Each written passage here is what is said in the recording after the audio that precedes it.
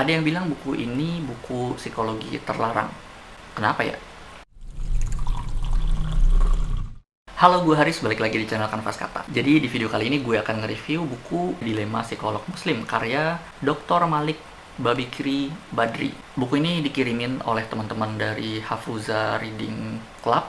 Untuk waktu itu gue ngisi materi bedah buku ini di acaranya. Pertama kita akan bahas dulu sampulnya, baru nanti overview, dan kemudian kita ke reviewnya.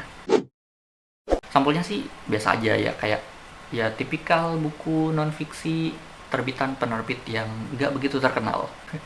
Make sense nggak ya? Tapi kayaknya kalian ngerti apa yang gue maksud. Nggak ada yang begitu berkesan, nggak ada simbol-simbol tersendiri kayaknya. Kayaknya sih biasa aja gitu. Buku ini sendiri emang terbitan lama sih, 2005. Jadi kayaknya tahun-tahun itu buku non-fiksi belum terlalu ngetren untuk memikirkan desain sampul. Kalau buku non-fiksi terbitan sekarang 2010-an ke atas itu udah lebih mikirin desain sampul gitu, karena kayaknya mulai tahu bahwa sampul itu berefek ke minat orang untuk membeli buku tersebut. Nah, buku ini sendiri isinya adalah kritik dari si penulis, Profesor Badri ini, terhadap psikolog-psikolog muslim yang terlalu mengikuti teori psikologi modern atau teori psikologi mainstream secara membabi buta, yang beberapa teori tersebut sebenarnya bertentangan dengan nilai-nilai Islam. Dua teori yang secara khusus dikritisi adalah teori psikoanalisis dan juga behaviorism.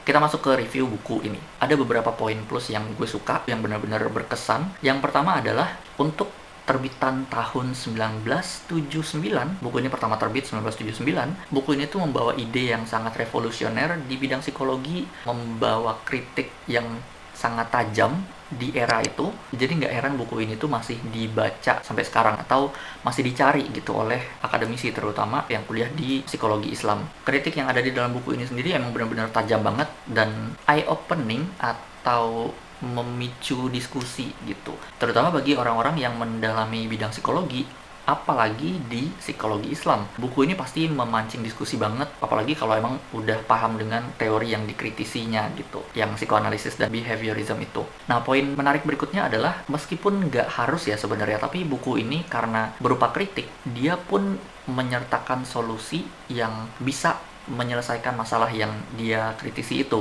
Meskipun sebenarnya buku kalau isinya kritik nggak harus membawa solusi, tapi ini jadi kayak paket lengkap gitu. Udah ada kritiknya, ada masalah yang dia kedepankan, dan dia beri solusinya gimana cara untuk menyelesaikan masalah tersebut. Tapi buku ini tentu aja nggak lepas dari kekurangan gitu ya, meskipun buku ini sangat bagus dan revolusioner. Kekurangan pertama adalah kan di sini dia membawa bahasan tentang psikologi Islam dan psikologi Barat, tapi sayangnya nggak ada satu bab khusus atau satu pembahasan khusus untuk memastikan dulu definisi psikologi Islam yang dia maksud itu apa, psikologi Barat yang dia maksud itu apa. Kita pembaca jadi meraba-raba definisi itu dari tulisan-tulisannya aja, dan akhirnya menimbulkan kritik baru dari kita, dari pembaca. Akan lebih bagus kalau disertakan satu bab, jadi setelah pendahuluan terus ada bab definisi gitu, yang isinya membahas yang saya maksud psikologi Islam itu ini, yang saya maksud psikologi Barat itu ini gitu. Jadi nggak butuh buku pelengkap lainnya untuk mendefinisikan hal tersebut. Yang mana Profesor Badri mendefinisikan dua hal itu akhirnya di artikel terpisah, yaitu artikel wawancara dengan ini, jurnal Insys. Kan jadi mubazir, kenapa nggak definisi itu langsung dimasukin ke buku ini? Kekurangan yang kedua adalah cukup mendasar sih sebenarnya dan cukup krusial, yaitu ada kontradiksi ide yang disampaikan di buku ini. Yang mana kontradiksi itu terjadi di bagian landasan penulisan buku ini sendiri, premisnya gitu. Kenapa psikolog muslim terlalu membabi buta mengikuti psikologi Barat, tapi ternyata beberapa solusi yang ditawarkan juga adalah teori-teori psikologi Barat. Jadi kontradiktif dan bertentangan gitu, padahal disampaikan oleh satu orang yang sama di buku yang sama.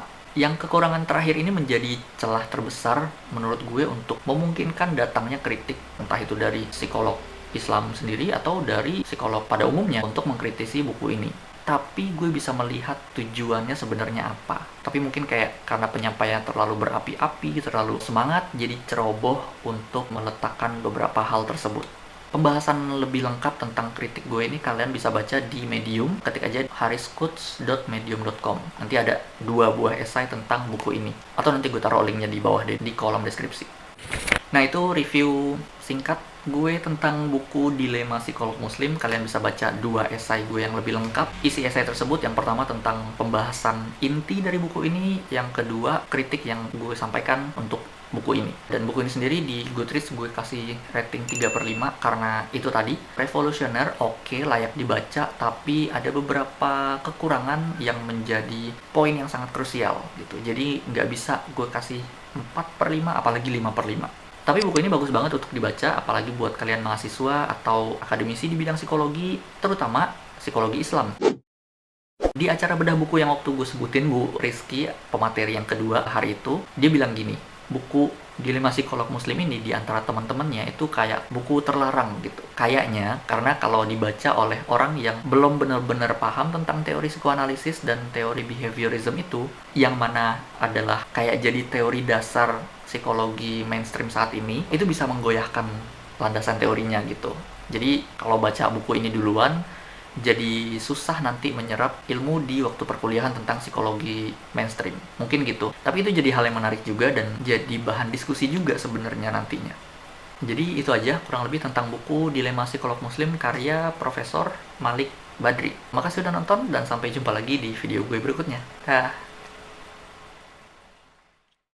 Dukung channel ini dengan menekan tombol subscribe atau berlangganan, aktifkan juga notifikasi agar kamu dapat info setiap gue upload video.